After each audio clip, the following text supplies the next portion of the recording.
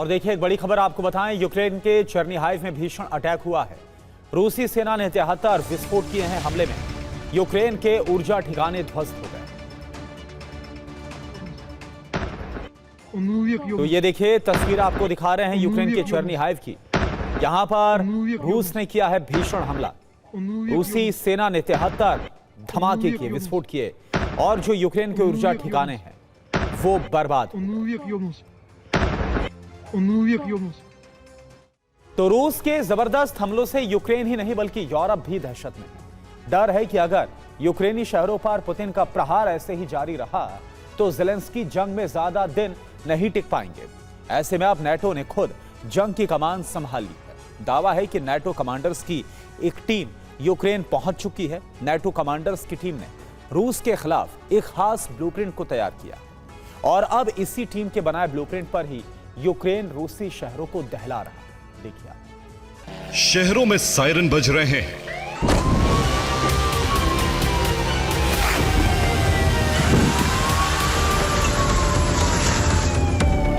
बिजली sub station भीषण आग की चपेट में है।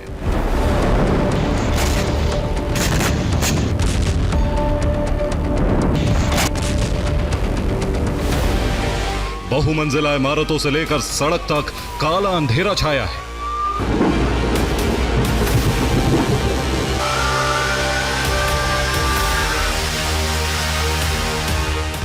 रूस से आई ये तस्वीरें इस बात की गवाही हैं कि ज़ेलेंस्की पुतिन के हमलों से डरने वाले नहीं। वो पुतिन को ठीक उन्हीं की भाषा में जवाब दे रहे हैं।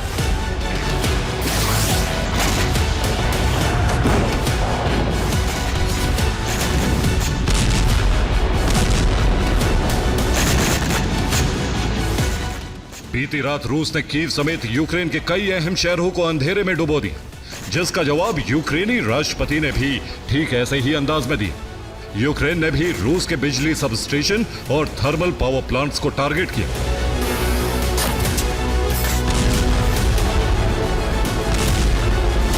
यूक्रेन ने रूस के कुल 10 शहरों पर ड्रोन और मिसाइलों से हमले किए।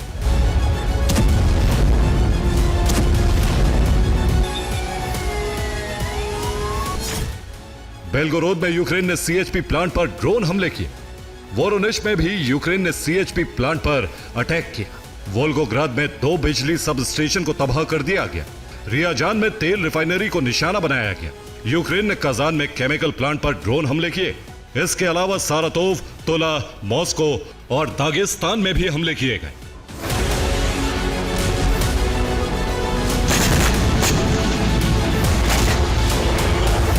रूस में सबसे ज्यादा नुकसान बेलगोरोद और वोरोनिश में हुआ है, जहां ड्रोन हमलों के बाद शहर के मुख्य सीएचपी प्लांट में आग लग गई।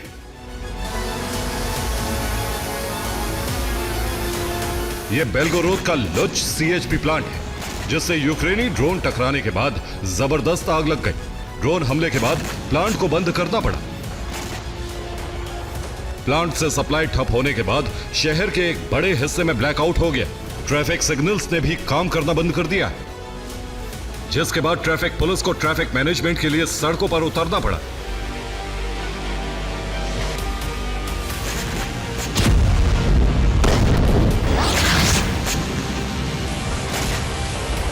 यूक्रेन ने वोरोनिश में भी सीएचपी प्लांट पर हमला किया। यहां यूक्रेन ने नेपच्यून मिसाइलें दागी। प्लांट पर कुल 3 मिसाइल अटैक किए गए, जिसके बाद प्लांट के एक बड़े हिस्से में आग लग गई।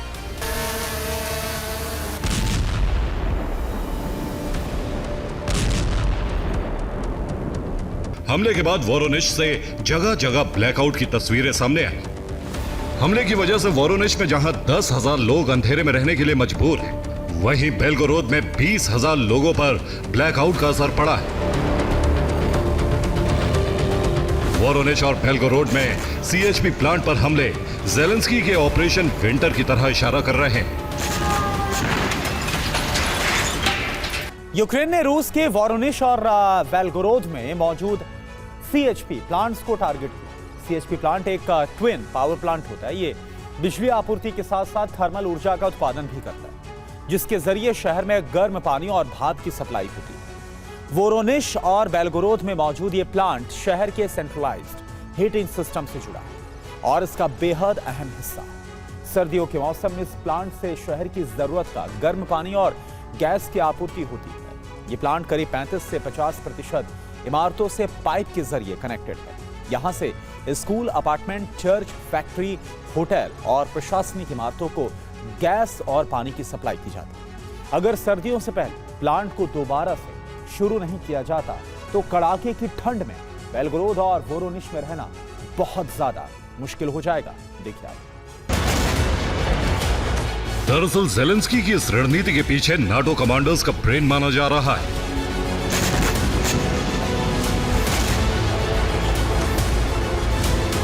दावा है कि जिस तरह से रूस यूक्रेन के एनर्जी सेक्टर पर हमले कर रहा है, ऐसे में यूक्रेन जंग का मोर्चा अब सीधे नाटो कमांडर्स ने संभाल लिया है।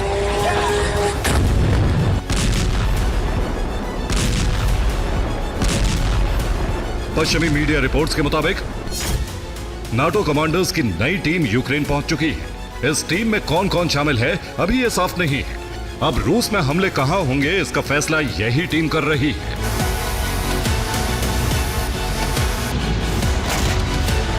इसी का नतीजा है कि यूक्रेन भी रूस के एनर्जी सेक्टर को दहलाकर अलग अलग शहरों में ब्लैकआउट कर रहा है ताकि रूसी जनता को जंग में खींचा जा सके।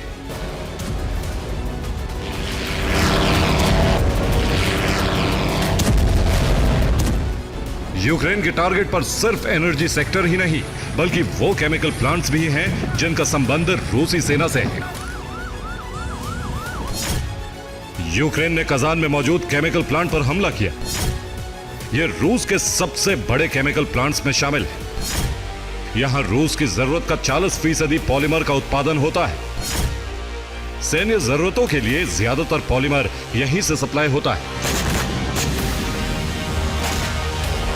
यह प्लांट रूस के लिए कितना जरूरी है इसका अंदाजा इसी बात से लगाया जा सकता है कि प्लांट के पास खुद का पावर स्टेशन है ताकि किसी भी हालात में यहां उत्पादन लगातार होता रहे।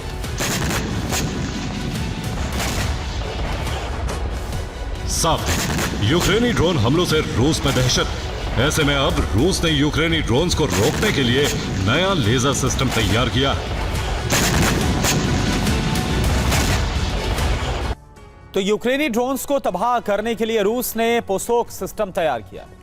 ये एक लेजर वेपन है। खास बात यह है कि ये पोर्टेबल है। वजन कम होने की वजह से इसे एक सैनिक गन की तरह इस्तेमाल किया जा सकता है। इससे निकलने वाली तरंगे दुश्मन के ड्रोन को हवा में ही जलाने की काबिलियत रखती है। दावा इस बात का है कि टारगेट लॉक होने के बाद महज आधे सेकंड में ही ये किसी भी ड्रोन को तबाह कर सकता है। पोसोक सिस्टम की रेंज 2 किलोमीटर है और इस रेंज में आने वाले किसी भी ड्रोन का बचकर निकलना बहुत ज्यादा मुश्किल होता है। लेकिन रूस की मुसीबत सिर्फ यूक्रेनी ड्रोन ही नहीं बल्कि ज़ेलेंस्की के एजेंट्स भी हैं। यह रूस के दागिस्तान से आया वीडियो जहां एक Ka-226 हेलीकॉप्टर क्रैश हो गया। वीडियो में देखा जा सकता है हेलीकॉप्टर की टेल बीम से धुआं निकल रहा है। पायलट आपातकालीन लैंडिंग की कोशिश करता है। जमीन पर टकराने की वजह से हेलीकॉप्टर की टेल बीम टूट जाती है जिसकी वजह से हेलीकॉप्टर का संतुलन बिगड़ गया और वो क्रैश हो गया। यह रूस की हथियार निर्माता कंपनी KEMZ का हेलीकॉप्टर था। यह कंपनी सुखोई और मिग विमान से जुड़े उपकरण बनाती है। KH-29 और KH-31 मिसाइल के निर्माण से भी जुड़ी है। हेलीकॉप्टर हादसे में कंपनी से जुड़े 5 लोगों की मौत हो गई जिसमें KEMZ के डिप्टी जनरल डायरेक्टर और 2 चीफ इंजीनियर भी शामिल थे। इस क्रैश की वजह इंजन या टेल बीम में आई खराबी को माना जा रहा है, लेकिन शक है कि इसमें यूक्रेनी एजेंट्स का हाथ हो सकता है। साफ है ज़ेलेंस्की पुतिन को बैकफुट पर लाने के लिए हर पैंतरा आजमा रहे हैं, फिर चाहे वो एनर्जी सेक्टर पर हमले हों या सैबटाज अटैक।